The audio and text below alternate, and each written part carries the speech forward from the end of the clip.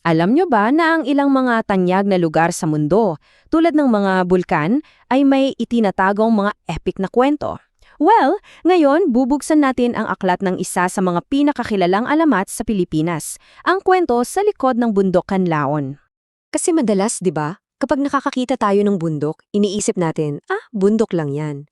Pero paano kung sabihin ko sa inyo na sa likod ng bawat pagbuga ng usok at abo, may kwento pala ng katapangan, sakripisyo at pag-ibig? Tara, alamin natin ang alamat na humubog sa isang buong isla.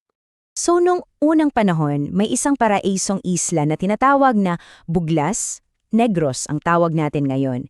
Pinamumunuan ito ng isang napakabuting hari, si Haring Laon. Sagana ang lahat, masaya ang mga tao, pero may isang madilim na sikretong nag-abang sa kanila. Sa tuktok kasi ng pinakamataas na bundok doon, may nakatirang isang halimaw na kinatatakutan ng lahat. At hindi to ordinaryong halimaw ha, isa itong dambuhalang ahas na may 7 ulo. Bawat hininga nito, lason. Bawat paggalaw ng buntot, kayang yumanig sa buong kaharian. Grabe. 7. Imagine niyo yung hirap na kalabanin yan. 7 ulo, bawat isa may sariling isip at pag-atake. Para bang imposible talaga siyang talunin. At ito yung sumpa, yung madilim na ulap na bumabalot sa perpektong kaharian ni Haring Laon. So para hindi maubos ang mga tao niya, napilitan si Haring Laon na gumawa ng isang malupit na kasunduan. Taon-taon, tuwing kabilugan ng buwan, isang magandang dalaga ang kailangang ialay sa halimaw. Dahil dito, bawat pamilya nabubuhay sa matinding takot. At dumating na nga yung araw na pinakakinatatakutan ng lahat, yung araw ng pagpili ng susunod na alay. Isang pangalan ang nabunot mula sa mahiwagang banga, at sa pagkakataong ito, parang gumuho ang mundo ng hari. Ang napili ay walang iba kundi ang sarili niyang anak, si Prinsesa Talisay, ang kaisa-isang anak ng hari. Siya, na mahal ng lahat dahil sa kabaitan niya, ngayon ay haharap sa tiyak na kamatayan. Grabe ang nangyari. Walang nagsalita, walang umiyak ng malakas. Yung buong kaharian nabalot ng isang napakabigat na katahimikan. Yung tipo ng katahimikan na mas masakit pa sa pinakamalakas na sigaw dahil ramdam mo yung sama-samang pagluluksa at kawalan ng pag-asa. Pero alam niyo yon, kapag nasa pinakamadilim na bahagi na tayo ng kwento, doon biglang sisikat ang isang maliit na liwanag. Isang binatang manlalakbay na nangangalangkan ang biglang dumating. At nang malaman niya ang sinapit ng prinsesa at ng buong kaharian, may nabuong desisyon sa puso niya. Buong tapang siyang humarap kay Haring Laon at binitiwan ang mga salitang ito. Hindi ito pagyayabang, kundi isang panata, isang pangako na babaguhin ang tadhana ng Buglas. Sa eksaktong sandaling yon, isang bayani ang isinilang.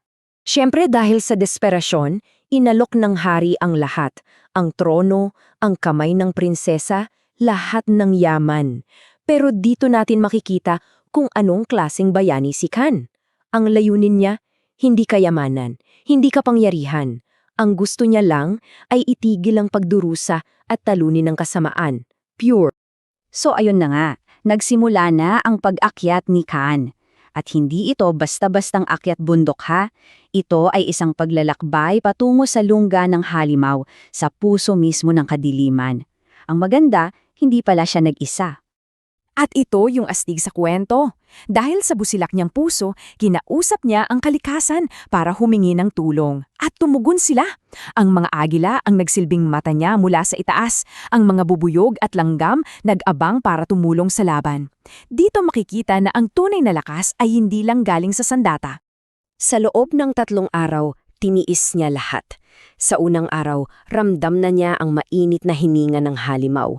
Sa pangalawang araw, tinahak niya ang isang lupain na puno ng mga buto ng mga dating biktima, nakakakilabot. At sa pangatlong araw, naramdaman niya ang pagyanig ng buong bundok, nakarating na siya. At nagsimula na ang epic na labanan. Habang nagpapakawala ng asido at mabilis na atake ang ulupong, gumalaw na rin ang mga kakampi-ni-Khan. Sinugod ng mga bubuyog ang mga mata nito para bulagin. Pumasok naman ang mga langgam sa ilalim ng kaliskis para saktan ito mula sa loob. At ang agila, inilipad si Khan palayo sa mapanganib na buntot. Sa bawat distraksyon, isa-isang pinuputol ni Khan ang mga ulo. 6 na ulo, bagsak. Pagod, sugatan, pero hindi sumusuko. Humarap si Khan sa huli at pinakamalakas na ulo. Sa isang malakas at huling saksak, isang nakabibinging sigaw ang umalingaw at ang dambuhala ay unti-unting naging bato. Tapos na! Tapos na ang sumpa. At sa pagbagsak ng halimaw, hindi lang isang prinsesa ang naligtas. Isang buong kaharian ang napalaya. Pero higit pa roon, isang bagong simbolo ng pag-asa ang isinilang at binago nito ang anyo at pangalan ng bundok magpakailanman. At ito na, ito ang pinakapuso ng alamat. Ipinangalan ng bundok na Kanlaon. Pinagsamang pangalan ni Khan, ang bayani ng simbolo niyang lakas at tapang, at Laon, ang hari na simbolo ng karunungan at pamumuno.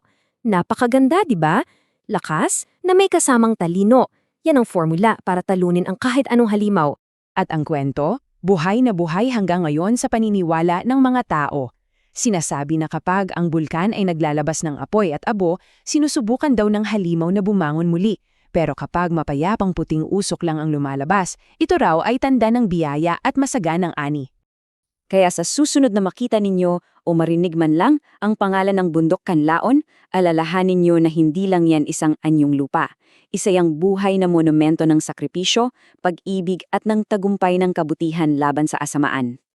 Ang bawat alamat ay may aral at ang kwento nila Khan at Laon ay nagtuturo sa atin na lahat tayo may kakayahang harapin ang sarili nating mga pitong ulong halimaw.